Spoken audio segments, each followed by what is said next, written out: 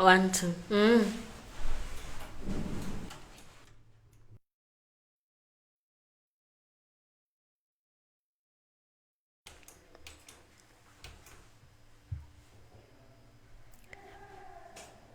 And a good afternoon and welcome to Top Prime News at 1, where every storm matters. Here are some of our top stories which make up our headlines today. 6 officers interdicted over the death of social media influencer Albert Ojwang. Police order arrest of Samido for deserting duty. And Francis Atwoli re-elected president of Commonwealth Trade Union Group. Kenyan Teachers Union threaten nationwide strike. Welcome to the broadcast. I'm Rose Mbula. Nation Police Service interdicts 6 police officers over the death of social media influencer Albert Ojwang. Samson Talam and Samuel Nyaga following the controversial death of social media influencer Albert Ojwang in custody, prompting widespread call for justice.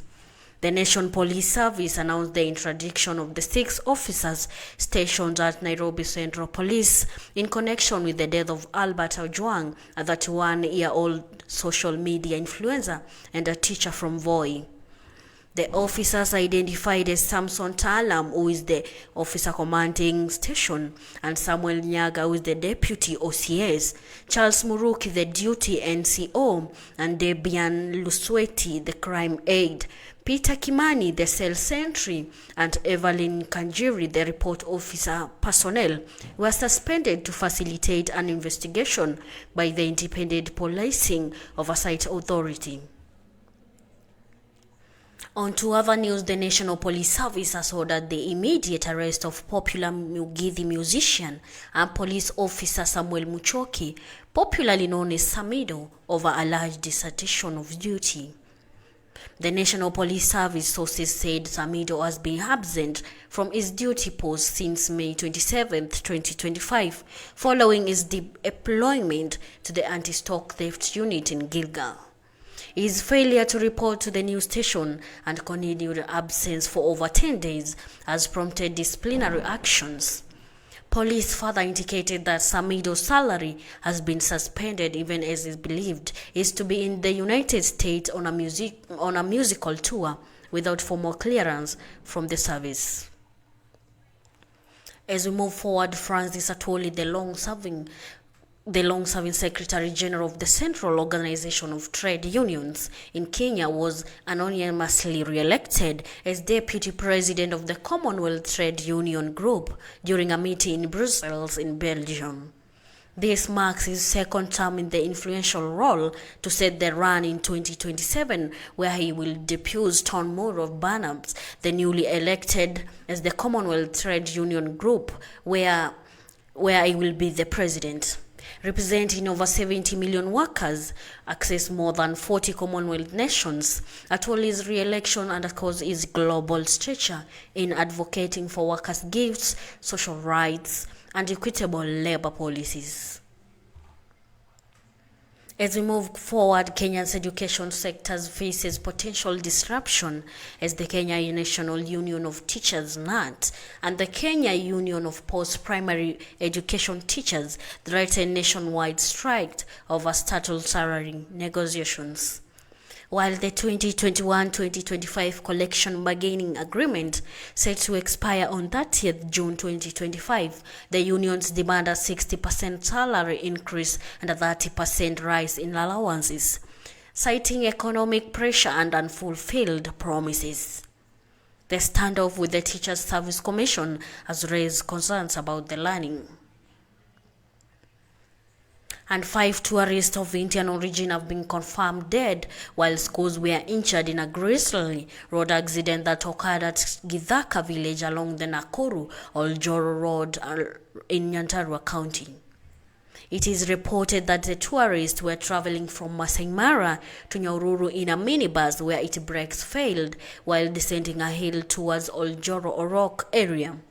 The bus plugged into a ditch as the driver, who is among those who survived the accident, was negotiating a corner near Uhuru Comprehensive School at Gichaka area. And the Kenya Railways Staff Retirement Benefit Scheme faces a liquidity crisis, struggling to raise 105 billion monthly for 8,500 pioneers despite holding 32 billion in assets. The Kenya Railway Staff Retirement Benefit Scheme, established in 2006 to secure the retirement of railway workers, is facing a severe liquidity crisis despite an asset portfolio valued over 32 billion. And on to our international news. United States President Donald Trump has deployed U.S. Marines to respond to protests in Los Angeles. His administration ordered U.S. Marines into Los Angeles and identify raids on suspecting undocumented immigrants, fueling more outrage from street protesters and Democratic leaders who raised concerns over a national crisis. Some 700 Marines based in Southern California were expected to reach Los Angeles on Monday night and on Tuesday morning, officials said, as part of the federal strategy to quell street demonstration opposing the immigration raids, which are part of the signature effort of President Donald Trump's second term. On to our sports news. Nation women football team Harambee Starlets head coach Bedlin Odemba has resigned, National Sports understands.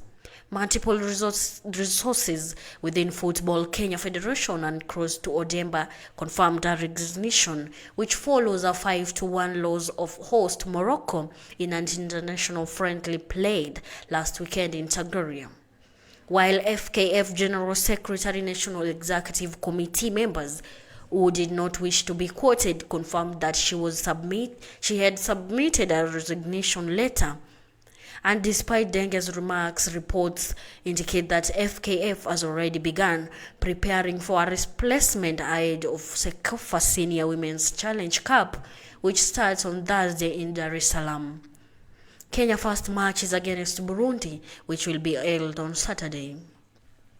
And that wraps up our broadcast for today. Stay tuned at Soul Prime Media for more updates, and that meets at 4. I'm Rose Mbula.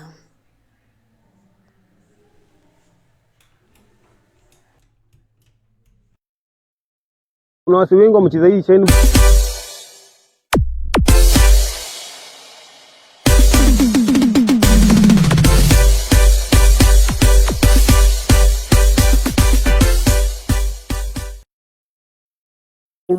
Welcome to Leeward Aviation Free Property. Thank you.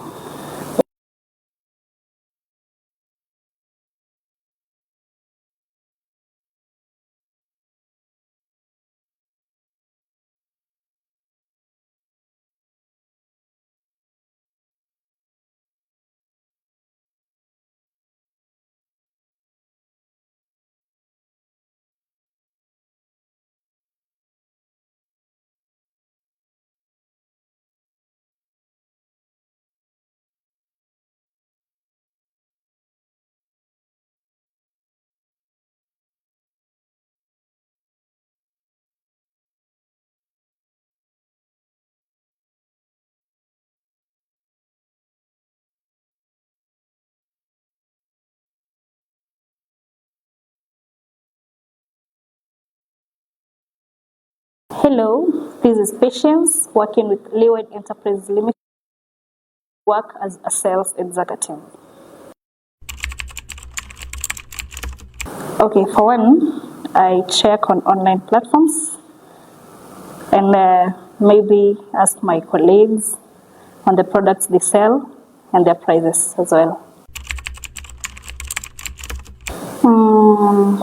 By making my advertisement methods better, of course, than other companies, and content creation, very important, and creating awareness as much as possible to maybe in Kenya and diaspora. Now that we do advertisements mostly through online platforms, now you see, for instance, when I post on Facebook, our products as per their prices, maybe Kenyan in diaspora can see the advertisement and maybe click, and then I go forward by explaining them to what we do. For one, I have to present myself as a trustee to them. And second, if they require anything or any information from Leeward, I'll be very fast to deliver to them.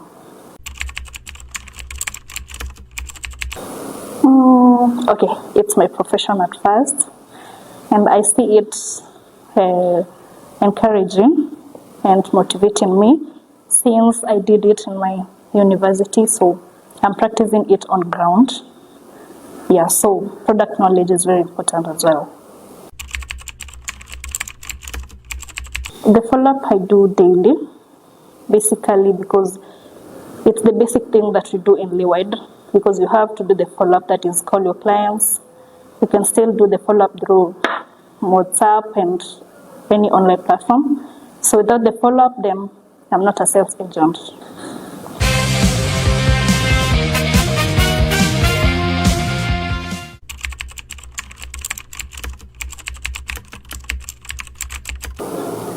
Okay, I can do many things. One, apart from being sales executive, I can be a team leader. I can manage, let me say, not a company, but guide people not to do, and so many others. Because for one, it's hard for someone to trust that they should invest.